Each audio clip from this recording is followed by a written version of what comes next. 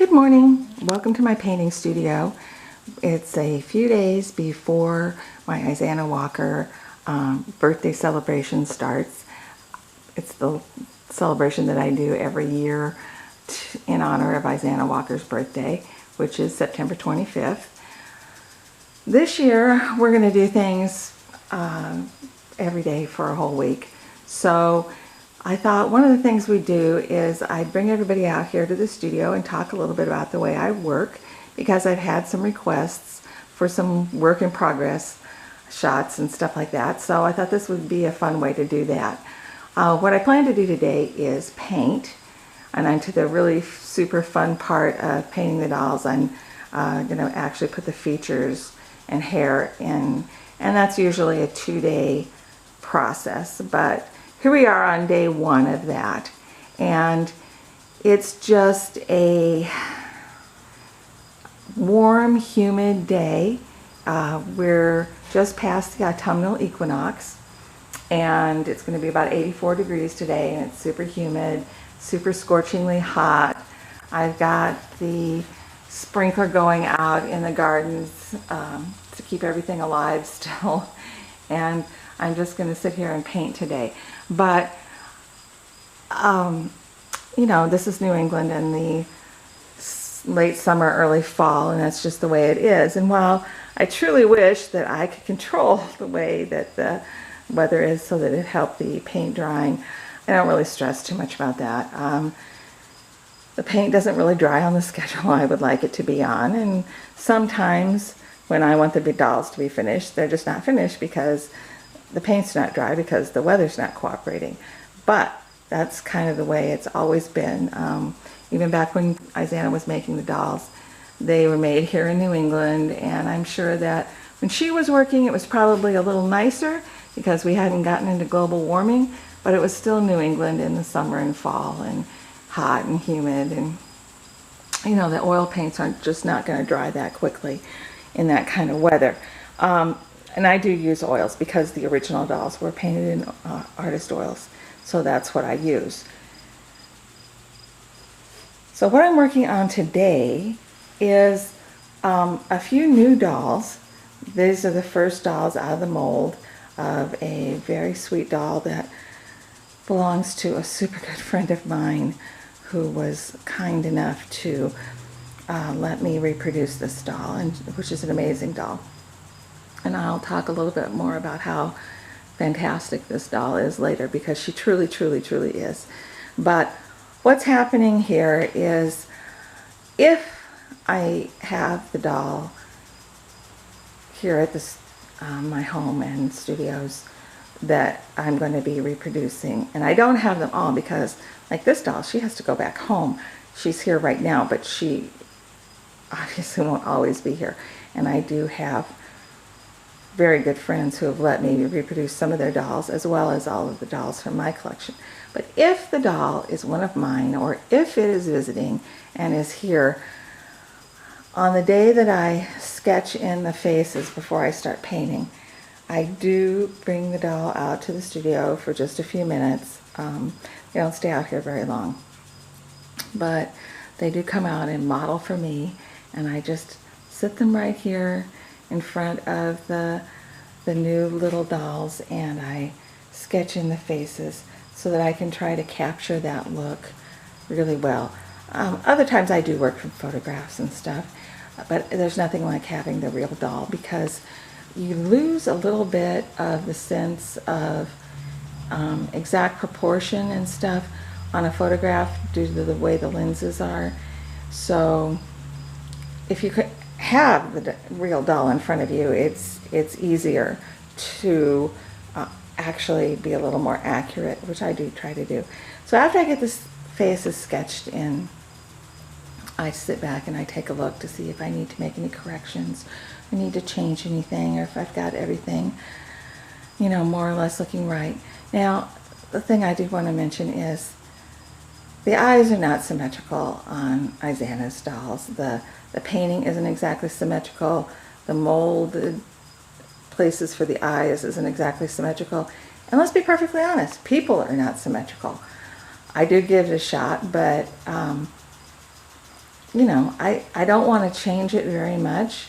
I mean, if something is glaringly off, I'll make a little slight correction, and I do try to correct my mistakes, the things that I might have done, but I usually try to stay pretty darn true to the real doll and the way it was originally painted and all that stuff if I possibly can. So I take a little time to just assess what they look like. The other very cool thing, I don't know if I've ever mentioned this before, but when I make a mold of an original doll,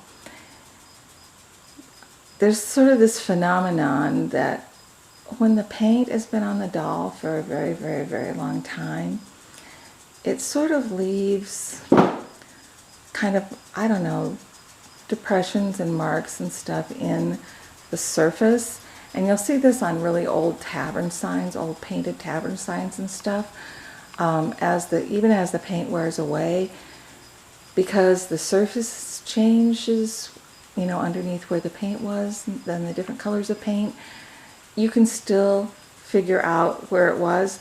So when I go to sketch in these eyes and stuff, I can feel in the surface where the original paint was, where the original eyelid was, where the pupil was, where the iris was, because there's slight little, not exactly ridges, but it's a difference in the surface enough that I can tell exactly where the original went most of the time. So I do try to go with that, along with you know, just visually looking at the doll. And that also gives me some idea of what the paint is on the particular doll, because, you know, the paint changes a little bit, the colors change a little bit, the shading, how high the blush goes, how much highlight there is in the eyes and stuff like that. And I do try to capture that. So what we've got on the work table today is 3 heads made from a mold of this doll. And then we've got, oh boy, a whole lot of legs. That's enough legs for 7 dolls. It's 14 legs. And we've got a pair of arms here and some thumbs. I'm still stitching on the thumbs. And we got just other assorted weird paraphernalia. This isn't all stuff to make an Izannah. It's just different projects I'm working on. I don't know if y'all saw the thing I posted on Facebook the other day. I loved it. It was like something like, creative people don't have a mess, they have ideas laying around. Well, these are all my ideas. Both studios are just crammed with ideas and projects, and so is the house. You know, I'm a messy worker. I don't know how to work and not make a mess. All the materials and stuff I use are, you know, if you actually do anything with them, it's going to be untidy. So over here, we've got 3 more heads that are in progress, and these 3 are all from different molds. This one is actually going to be an Isabu, and she is going to look a lot like the doll from, let's see, the 2019 Early American Life Craftsman Directory. So it's going to be a lot like this doll. I'm going to go ahead and do her in brown and pink like that. I thought that would be cool. This was one of my favorite dolls, and I really loved the way she turned out.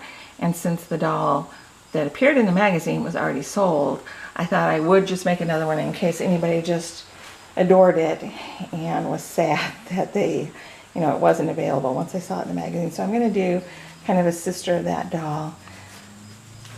And like I said, you know, when I stop back and look at the faces, like this one, for instance, this is an Anna mold, but it's actually going to be a boy, so I guess we could call him Andrew. Anyway, when I sketched in these eyes, this is one of the molds that I can actually really, really feel where the original paint was. But I do wind up with a left eye that's quite a, you know, well, actually it's his right eye on his side, but when I look at him, it's on the left. That eye's too big, so I'm going to have to make a little correction before I paint. And this is an Emmeline, and she's actually, I'm going to try this one as a boy too. So I'll have to come up with another name. It's still the Emmeline mold though, name for their original dolls. So this is the painting table. Super, super, super messy. And the other things you'll find out here, oh, there's a lot of quilts stored for clothing. That's the closet over there, and it's got all these racks inside full of quilts. That's actually not too messy. That's folded in there by color. But it's a little hard to walk in there because there's just like so many things.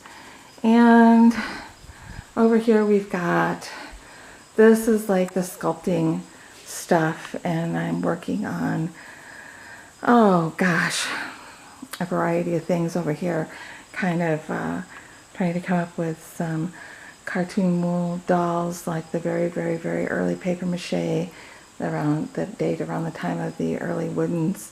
So I'm working on that, and well, here's just a variety of things sitting over here in the corner, and some seeds for the garden, because my garden and my greenhouse are right around this studio. And here we've got the dollhouse, which is not clean and tidy right now because my granddaughter and I play in this dollhouse, and so, you know, you can't play and not make a mess. It's not horrible right now, but it's not great. So before we have the Izannah party, a little house cleaning is going to happen. We're going to have to straighten up the kitchen and, you know, make things a little more orderly out here. But, you know, before the party happens, it will be slightly neater and straighter. And hopefully some of the dolls will be done, and you guys will be able to meet them in their finished state. So that's a little studio tour for this morning. That's the works in progress. That's what's happening out here. And I hope everybody enjoyed it. You know, it's not messy. Well, I mean, it is messy. It's not perfect. It's not super glamorous, but it's life. This is the way it is, and I truly enjoy the studio. I enjoy working out here, and you know, making the dolls is actually pretty wonderful. I'm a very fortunate person. So thank you for joining us today. Happy Izannah birthday week, and please come back. There'll be something new to see or to learn or to just look at and, you know, enjoy every day for the whole week from the 25th of September through October 1st. Thanks. Bye now.